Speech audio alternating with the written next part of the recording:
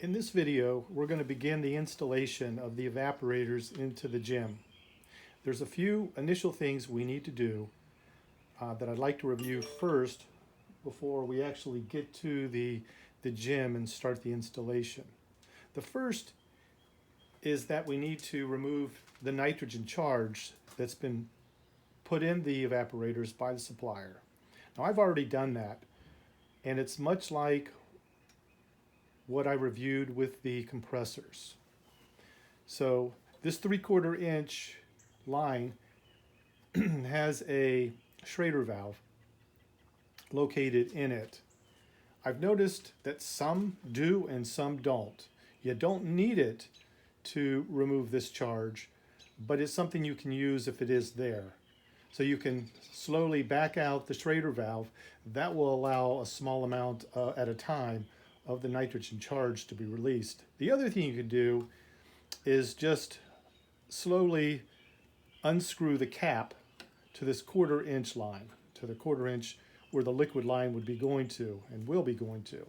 If you slowly unscrew that, it will unseal this port that does not have a Schrader valve. That will allow the nitrogen pre-charge to be released also. So that's the first thing we need to do. And we do that primarily here because we're going to be heating these lines up and removing these mechanical fittings just like was done with the compressors. So we've got 1/4 inch here to remove, and then we've got 1/3/4 inch here to remove. The other thing that will be done and could be done at this stage, but I won't review it in this video because it's pretty trivial, is that the 120 volt electrical connections here need to be hooked up with the appropriate connector. There will be terminals inside of that connector, and that connector simply needs to be hooked up to these wiring patterns. What you see here is the yellow and green, which is the ground. We have the hot, which is blue. That's the 120 hot. We have the neutral line, which is black. And we have a capacitor, which is brown. So those will match up with those appropriate connections on the connector that go to the electrical control box. Again, I've got those descriptions in a written document that can be used to follow along when you're reviewing these videos. So I won't do that in this video. That will be outlined in that written document. So I'll go ahead and get started on removing these mechanical fittings, and then we can move over to the car. Okay, I've got the evaporator set up here on a crate, ready to have the mechanical fittings removed with the torch. And what I'd like to review just quickly, first I've removed the nitrogen. Secondly, when I'm heating up this area where the fitting is soldered, brazed to the 3/4 inch line, I'm going to be heating it up towards the end here where the mechanical portion of the fitting is and where it connects to the 3/4 inch line. And I'm going to try hard to stay away from, keep the heat away from where this small 1/4 inch line goes into the 3/4 inch pipe. I don't want to weaken this. I don't want to cause it to leak later. So I'm going to try and keep my heat away from that. And what that means is that when I'm using my torch, I'm going to be keeping it out this way, away from this fitting. That's kind of important. And I'll slowly migrate the torch towards that as the fitting starts to get hotter. Now I can also flip this around. Okay, I've got the torch fired up. Like I said, I'll first start in this direction. And what I'm worried about is not getting the heat by using the flames moving in that direction. I'm worried about not getting the heat far enough back here. But this isn't a bad place to start. So I'll let it heat up a little here.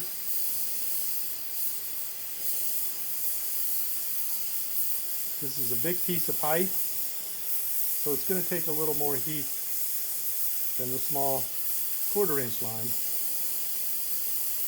And I can tell that I'm not making a whole lot of progress here, so I'm going to go ahead and flip this around.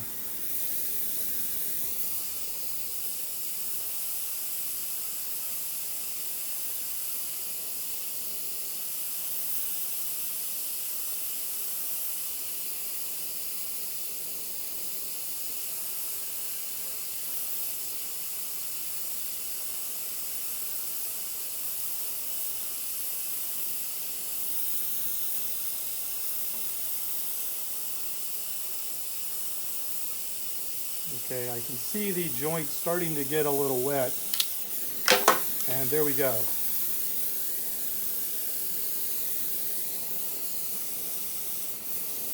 So in that particular case, it just fell out, and that works also. So now we can remove the smaller 1/4 inch.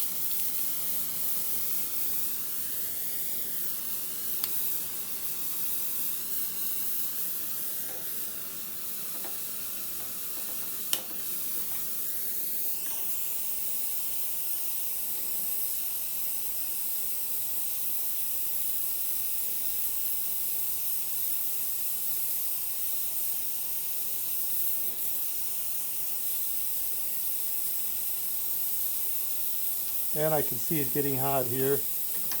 Here we go. Okay, both mechanical fittings have been removed.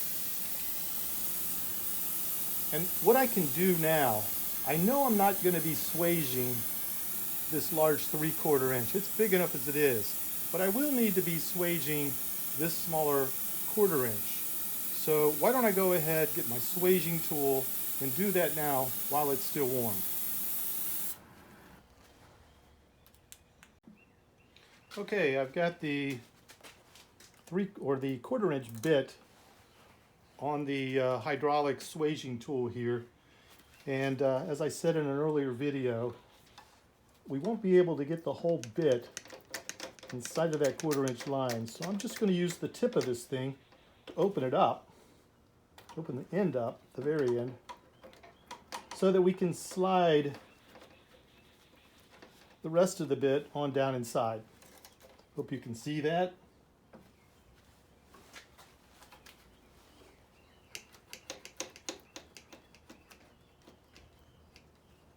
And again, this trigger has a stop, so it knows when to stop. And I just press the trigger as many times as it will allow me to. And there's the swaged 1/4 inch line.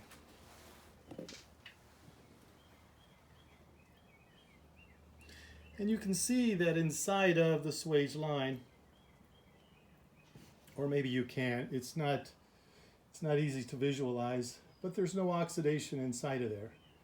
And that's what we're looking for. We're trying to keep the heat to a minimum so we don't get oxidation inside of these joints, because as of yet we're not using any nitrogen to prevent that from happening. So we want to keep the torch off of these pipes as much as we can so we're not oxidizing them. Okay, we're here at the gym, and you can see that I've got both the left and the right evaporators just temporarily placed into the car between the first and second row of seats.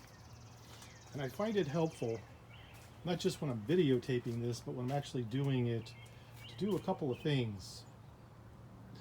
First, to remove the seats. It makes accessing this area much easier, and it's going to be absolutely necessary to have those seats out when you go to braze these lines anyway, so I take them out now during the install. The other thing I like to do is to take the door off of at least one side, if not both sides. That way it also gives me better access to the area that I'm working in, and provides a lot of light that I might not have otherwise if these doors are on. So I remove the doors, open up the service door,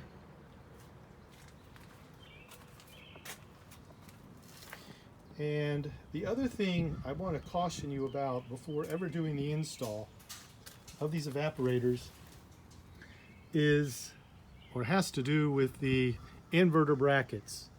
We've got the inverter that's going to be sitting up on top of these evaporators, not literally making contact with the evaporators, but there's a bracket that will go from the middle seat frame to the front seat frame. The bracket goes this way, across, and then down.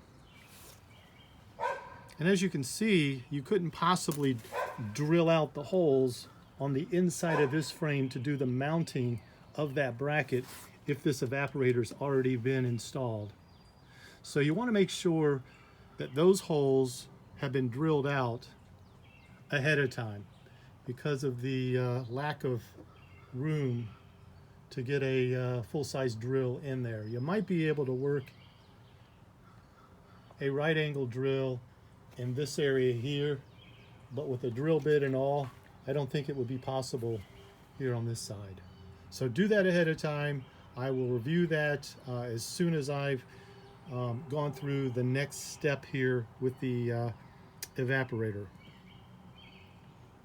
So when I try to figure out where the evaporator needs to be mounted, I've got basically two access points or 2 points of reference that I'm going to seek out. And the first is going to be this bracket right here, the outside edge of it. And I know that the front of this evaporator has to be exactly 6 inches from the front of that. So I've laid down a piece of tape to show you where that 6-inch mark is. So this edge of the evaporator has to be at that 6-inch mark.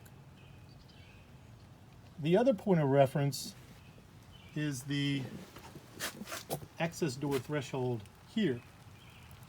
Now normally there's a rubber seal that sits on the top of this. For some reason on this car it was removed before I got to it. So if you're measuring from that threshold, that rubber piece of seal from the outside of it, it's going to be about 8 inches to this edge right here. And if you're measuring using the metal here and the threshold isn't there, like is the case here, so you're going to measure from the outside edge here whether the weather stripping is there or not. If it's not, you're going to be measuring from here. So it's going to be about 1/8 of an inch, about 1/8 of an inch short of that 8-inch mark. So about 7/8 inch from that edge if the rubber seal's not there. So I've got that also marked here with a piece of tape showing you how this thing sits in here. And everything I've said about this left evaporator applies to the right one as well. The 6-inch and the 8-inch marks, exactly the same. Now what we have underneath the floorboard that we're going to be mounting to is an aluminum piece of the frame. What I've done is I've set in a nail here, and that nail locates where the back edge of the aluminum frame is located. So we only have about 3/4 of an inch to work with there. That inside gap between the nail and this edge of the slot, that's where we're going to be putting an an M6 riv nut. into that piece of the frame. It's like an I-beam down there, and we've only got a small bit to work with. So it's kind of imperative that we do match up where these edges of the evaporator needs to be so we don't miss that little mark or that little edge of the I-beam down there. And again, I put a nail here to show you where that edge is. That's something that you might want to ordinarily do anyway, is just make sure that you do have an I-beam underneath this part of the floorboard that you can mount to. And I'll do the same thing on the other side. Just want to get the point across that this is how I usually do it. But the next thing we need to do is to locate the holes for those inverter mounting brackets, get those drilled out, and then we can move on with this. Okay, I want to show you what I've done, what I usually do when I start making these holes for the evaporators. I go ahead and place the marking point for my first hole as I showed just a minute ago. I then lay down a rod, a nice straight rod like this, metal rod, to the other side. When I did this, I didn't have all of the markings for the holes that I have now. I laid it down, and I knew that my one reference point here needed to be 9 1/4 inches away. So this edge, which would be the straight line from this nail to the next nail, that needs to be 9 1/4 inches away from my reference mark. So I did that here, and I also did it down at the far end from the other seat bracket. Then I knew that I had a straight line from this nail to where my next nail needed to be at the far end. But before I did that, I made my second mark point, this point here, for the left evaporator. And that was easy enough because they're 16 1/4 inches apart from one another. So this nail and that nail are 16 1/4 from each other. The first mark for the right evaporator needs to be 3 inches away from this nail. So center to center, they're 3 inches apart. And then of course, the far nail needed to be 16 1/4 from this guy. So that made it simple enough. Hope that might help you in the future. Okay, my evaporators are in. I've got the holes for the rib nuts and the rib nuts put in place. I don't yet have the bolts mounting the evaporators to the floorboard and frame in yet.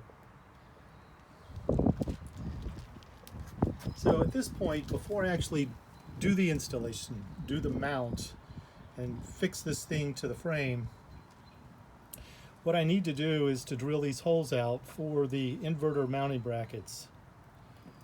As you can see, I've got a mounting bracket here. It sits over the top of the evaporator. There are two of these, one on the right, one on the left. They're both exactly the same, so there's not truly a right and a left. One end is slightly different than the other. As you can see, this front side has a longer extension here than the rear does. This rear extension is shorter. So what we got to do is to figure out where to place these holes for the mounting bracket. They're going to be fixated to the seat frames using M6 bolts, lock washers, and nuts. And what I use for my reference point for getting these mounted is the inside of this coil, this seatbelt coil. So this round face right here, I measure from there 6.5 inches, and that should put me at exactly the center of this first hole on each side. Once I get that first hole lined up, this bracket lined up where the first hole is 6.5 inches from the inside of the seatbelt coil, I then use a 1-inch block of wood to place on top of the evaporator so that the bracket can sit on top of it. That puts it in a position almost where I want it, because I want this bracket, I want this hole in the bracket to be as high as possible on this seat frame. So the higher I can put this, the better. I have to keep in mind, of course, that I've got to have room to get the M6 bolt, washer, and nut on the other side. So it can't be all the way to the top, but I do want it as high as I can. And no matter where you put this edge here, as long as you can get that M6 bolt in there, it's not going to be so high that the this middle seat won't be able to move back. So this is designed so that that seat sits high enough where it will be able to move back. So 6.5 inches from the inside of the coil to the first one. Place the bracket at that place, then go around and mark the rest of your holes and drill them out. I've got both evaporators and both sets of, or both of the mounting brackets in for the inverter. So as you can see, everything up here now seems to be done, except for the plumbing of the copper piping, which won't get done until all of the components are in and we're ready to lay in the copper pipe.